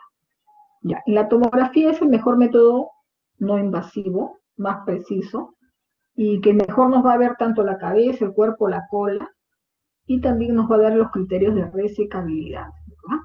¿La radiografía de abdomen nos sirve? No, casi no nos sirve. No nos sirve para hacer más que todo de repente, para cuadros obstructivos y perforaciones, ¿verdad? En esto casi no nos sirve. La ultrasonografía endoscópica. ¿Esto para qué nos sirve? Nos sirve para hacer estadiaje, tomar biopsias con aguja, pero casi no lo hacemos, a menos que haya mucha duda, ¿no? Que sea de repente un tumor benigno y que tengamos una sospecha, entonces hacemos la biopsia con aguja vía endoscópica, ¿no? A través del estómago. Así como el procedimiento que queríamos hacer para hacer un drenaje del pseudoquiste pancreático, algo parecido, ¿no? ¿La CEPE para qué nos sirve? La CEPE no se hace en todos los pacientes, solo en los que la tomografía y la ecografía no son diagnósticos y nos sirve para tomar biopsias, para tomar muestras de células, ¿verdad? ¿Sí? Es más sensible para lo que es cabeza de páncreas, para lo del cuerpo y cola casi no tanto, ¿no? Nos ayuda como más que todo como diagnóstico diferencial. Y la colegio-resonancia no es mucho mejor que la tomografía en estos tumores. ¿Qué es el PET o la tomografía por emisión de positrones? Eso casi no hay, creo que en el INEN hay, no estoy muy segura, pero es un estudio que se hace, es un estudio metabólico.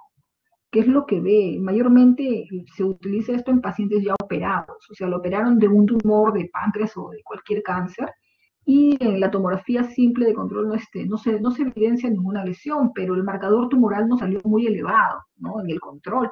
Entonces le hacen un PET, un SPECT, ¿no?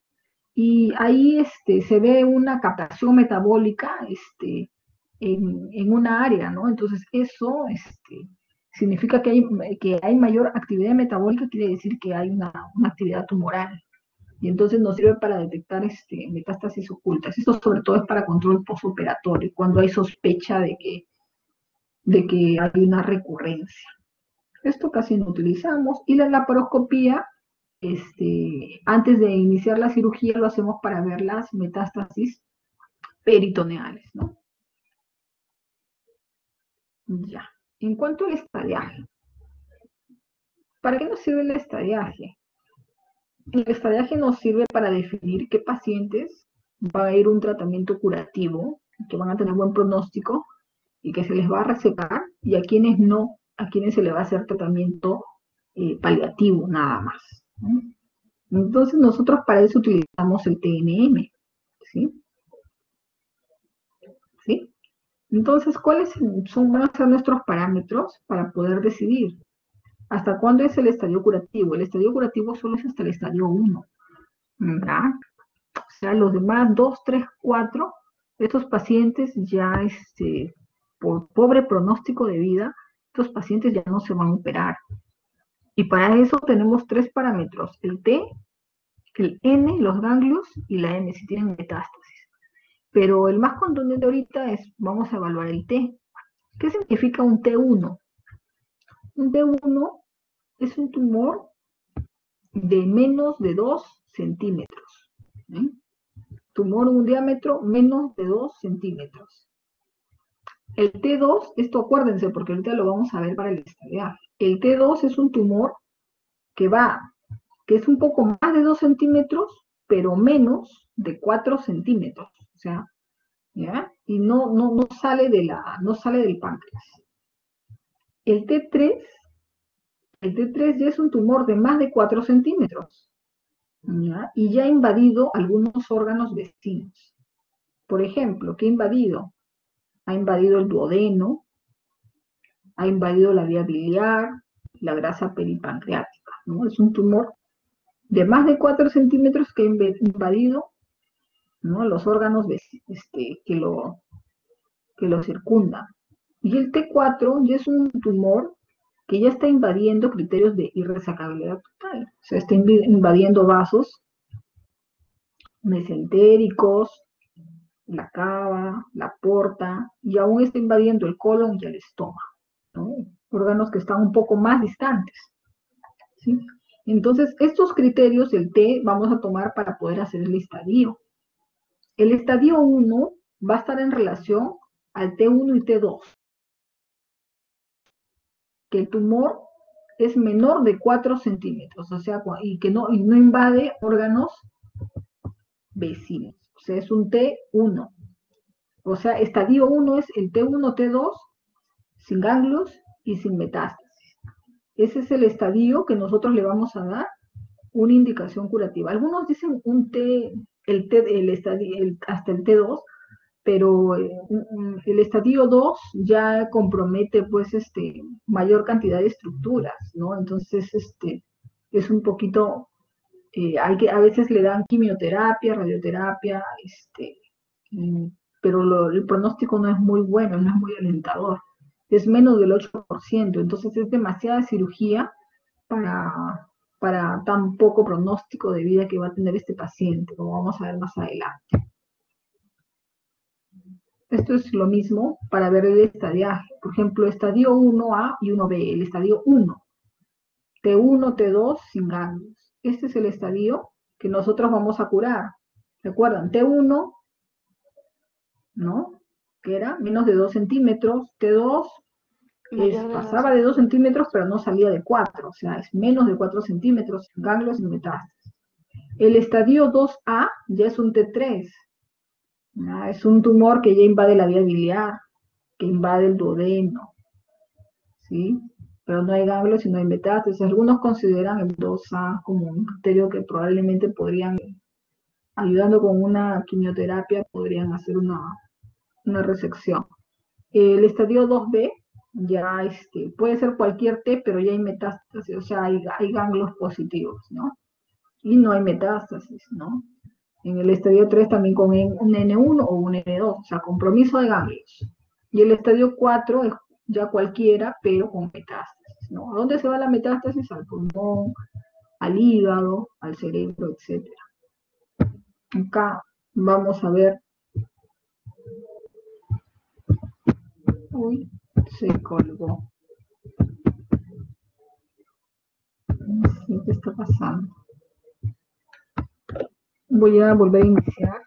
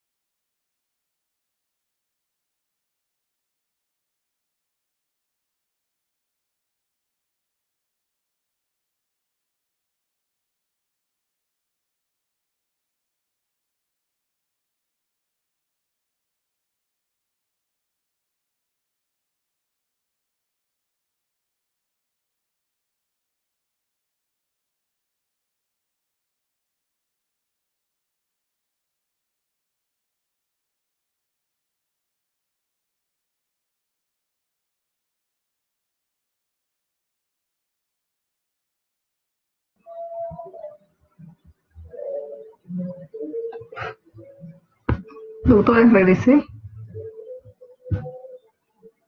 A ver.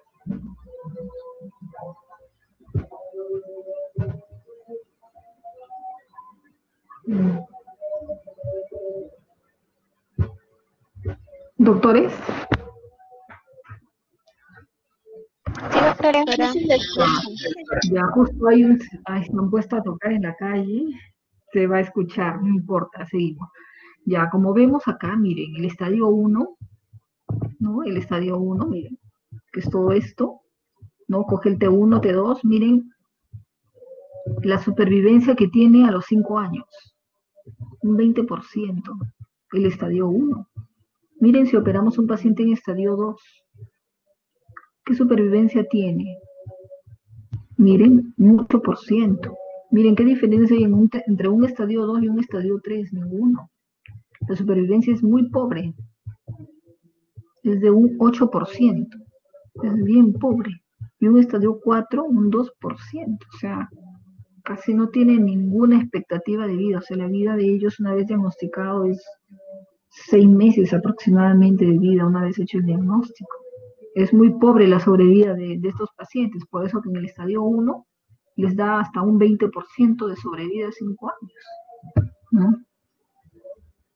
Entonces acá tenemos un resumen de lo que habíamos visto en los estadios 1. ¿Se acuerdan? Estadio 1, el T1 es un T1, ¿se acuerdan? T1, 2 centímetros, sin ganglios y sin metástasis, ¿no? 1A, el 1B, miren también, que es estadio 1, más de 2 centímetros, pero menos de 4, sin ganglios y sin metástasis. Este es un estadio 1. ¿Qué es lo que nosotros le podemos ofrecer? Miren, una cirugía curativa. El estadio 2A, que ya invadió, acá tenemos un tumor de más de 4 centímetros, es un tumor grande, que invade estructuras. Por ejemplo, puede haber invadido, ¿qué? Puede invadir, acá está invadiendo el duodeno, la vía biliar, ¿verdad? ¿Sí? Puede invadir estructuras vecinas. Ese es un 2A sin ganglios. Un 2B que ya hay presencia de ganglios positivos, ¿no? Ganglios positivos, un tumor bien grande, de más de 4 centímetros. Un estadio 3 ya pues invade, ¿qué? Invade los vasos, ¿no? Acá está invadiendo la mesentérica, por ejemplo. No es un tumor grande que invade también cualquier estructura y que lo más importante, que invade vasos vecinos y también hay compromiso de ganglios, ¿no? Y el estadio 4 ya hay metástasis, aparte de los ganglios, metástasis al pulmón, al hígado, ¿no? Al siembra peritoneal, etc. Entonces el pronóstico de esta enfermedad es muy pobre, ¿no? Y la resecabilidad, como hemos visto, es un 20%. Cuando ya la enfermedad está avanzada, el pronóstico de vida, miren cuánto es, de 2 a 6 meses. Y entonces es muy pobre. Entonces se justificaría hacer una Whipple, toda una cirugía enorme a un paciente para que viva de 2 a 6 meses. No sé qué opinan ustedes. Es muy complicado, ¿verdad? Sí. Algunos deciden, no, hagan lo que sea, pero existen otras técnicas quirúrgicas, o sea, no convencionales que podrían probarse, que no lo vamos a hablar ahorita. A ver, en cuanto al tratamiento quirúrgico, ¿cuál es el tratamiento? El tratamiento quirúrgico curativo, pues, es la resección, ¿no? Esa es la resección, la cirugía. Y cuando se hacemos en el estadio 1, o sea, sin metástasis, ¿no? Sin trombosis tumoral, sin compromiso de la vena mesentérica.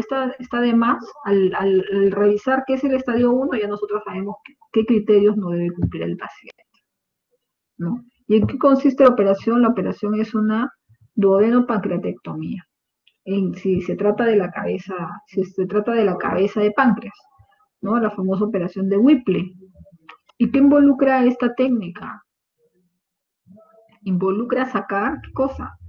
La cabeza del páncreas, el duodeno, los primeros 15 centímetros del yeyuno, el colédoco con la vesícula, ¿no? Y a veces una parte de si no conservamos el píloro, una porción del estómago. Entonces acá tenemos el dibujo. A ver, Angeli, ayúdame. Acá en la A, ¿qué es lo primero que estamos resecando? Acá hay un órgano retroperitoneal que está acá atrás. ¿Páncreas? ¿La parte anastomosis o cómo, doctora? ¿Qué es lo que primero resecamos en una Weekly? No lo escuché. Allá, primero la cabeza. La cabeza del páncreas, ¿no? La Entonces cabeza del hacemos, páncreas. entonces hacemos nuestro pinzamiento, vemos que la mesentérica está libre, al coger acá a través del cuello, vemos que está todo libre, entonces hacemos la resección de la cabeza del páncreas, ¿no? Y abajo están las mesentéricas. La segunda parte, la B, ¿qué resecamos, Angeli? Acá. La parte El del conducto biliar. conducto biliar que va Ajá, hacia sí, arriba. muy bien, el conducto biliar, ¿no? Entonces, a nivel de los hepáticos, acá, por ejemplo, el dibujo acá le han puesto acá por debajo, en el colédoco, pero no, la resección es a nivel de los hepáticos, ¿no? Y la tercera parte que resecamos es acá. ¿Qué sería esto? El duodeno, doctora. La parte de... Claro, en el duodeno, ¿no? Algunos en el duodeno y otros en el estómago, dependiendo si hacemos la clásica, ¿no? O hacemos con preservación del píloro, ¿no? O sea, le respetamos el píloro y cortamos por acá, ¿no? Otros resecamos un poco, resecamos en una gastrectomía subtotal, ¿no? Y en otras hacemos con preservación del píloro, ¿sí? Y entonces la reconstrucción de estas tres partes sería, la primera, ¿qué sería? La primera anastomosis, ¿qué es esto? ¿El páncreas con qué? Con el yeyuno, la pancreato yeyunal. No, Con el la... yeyuno. Ajá. Ajá, Pancreato sí. yuyinal. Ajá, sí. Ajá, es una anastomosis pancreato-yeyunal, ¿verdad? En este caso sería un término lateral. Pero también podría hacerse que toda la boca del intestino se abre y se coloca todo alrededor del páncreas, ¿no? Y se superan los bordes. La segunda parte de la reconstrucción que cortamos acá en el hepático común, ¿cómo se llama esta anastomosis? La hepato Hepato yeyunal. yeyunal. Hepato yeyunal. Hepato-yeyunal, ¿no? Claro, el hepato-yeyunal. Y la tercera anastomosis sería, La gastroyeyunal. ya, la gastroyunal es si hubiésemos hecho el corte acá, ¿no? Y el intestino sube hasta acá. Entonces sería una gastroyeyunal. Y acá, por ejemplo, acá está el píloro que se ha preservado y estamos haciendo la anastomosis con la primera porción. Esta es yeyunal, ¿no? Acá estaríamos haciendo la tercera anastomosis. Ya. Entonces, como dijimos, cuando vamos a preparar un paciente para operar, ¿cuál es el objetivo? Uno, mejorar el estado nutricional para que esas anastomosis puedan pegar a través de un soporte nutricional que se le da entre 7 y 10 días antes, que puede ser parenteral, mixta, junto con una nutrición enteral. Se le coloca una sonda nasoyeyunal y se alimenta al paciente también, a veces. Y la otra, descompresión biliar, para que la bilirrubina no esté alta y no nos dé una insuficiencia hepática, ¿verdad? Entonces, a esos pacientes se les hace un drenaje percutáneo. O también puede ser un drenaje biliar interno, porque una vez que la cabeza de páncreas no permite un drenaje biliar, entonces se le coloca un stent y que se retira durante la cirugía, ¿verdad? El uso de ocrótide también ayuda a inhibir la secreción pancreática. ¿Se acuerdan qué es el ocrótide?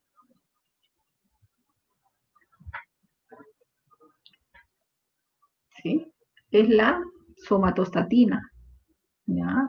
¿Se acuerdan? Y eso, nosotros le damos el ocrótide a los pacientes que tienen fístulas enterocutáneas. ¿Para qué? Para que reduzca la secreción intestinal. ¿Cómo se ayuda a reducir eso? Porque reduce el flujo esplácnico, o sea, toda la circulación que va a ser en la zona mesentérica, en esa zona intestinal, el ocrótide, la somatostatina, va a reducir ese flujo, entonces por lo tanto va a haber menor secreción a ese nivel y ayuda a reducir la secreción pancreática.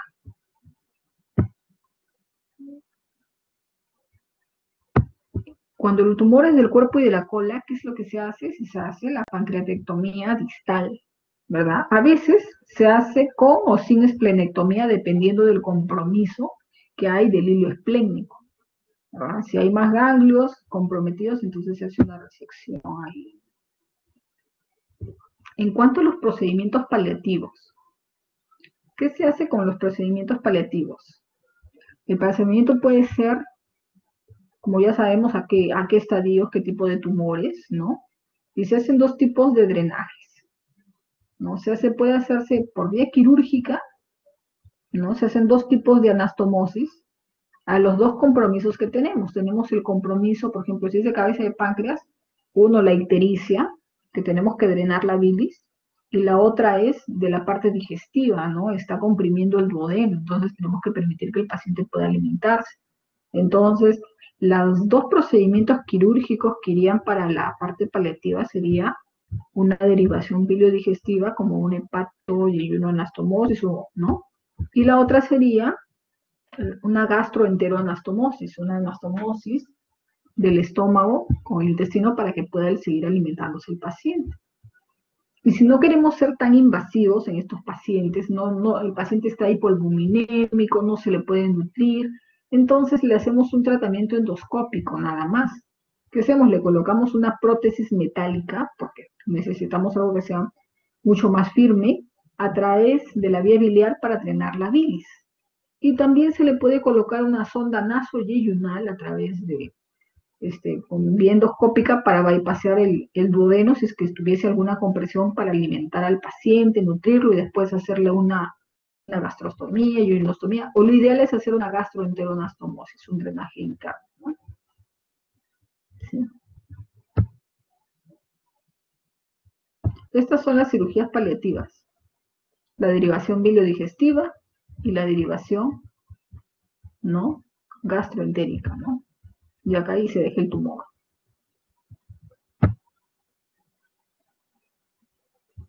¿Cuáles son las indicaciones entonces para los pacientes de estadio 1? La cirugía primero, como hemos visto, la de Whipple.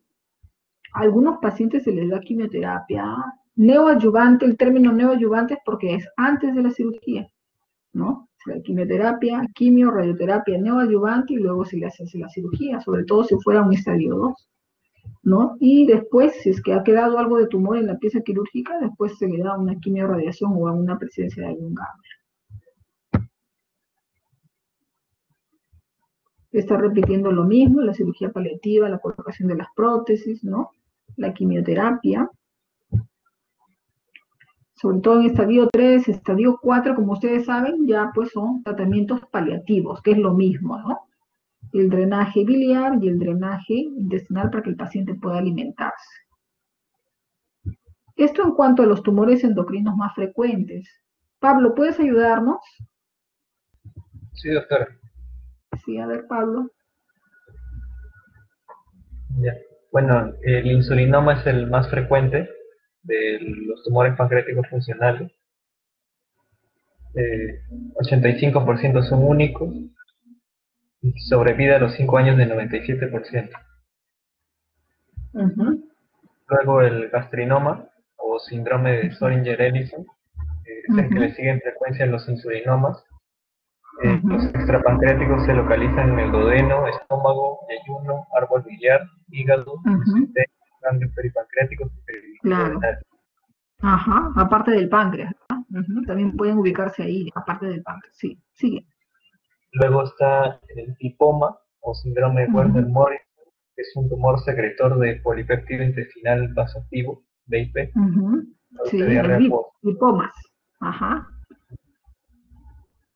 Luego está el glucagonoma, que representa el 5% de los tumores endocrinos pancreáticos, habitualmente en la cola de páncreas, y reflejan la actividad catabólica de la elevación del nivel de glucagón. 60 a 70% han dado metástasis al momento del diagnóstico. Y somatostatinoma, que son muy raros y ejercen un efecto inhibidor de la secreción exocrina y endocrina y de la motilidad intestinal.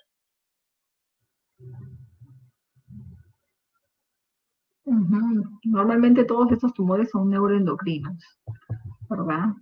Y son muy, muy infrecuentes, muy infrecuentes.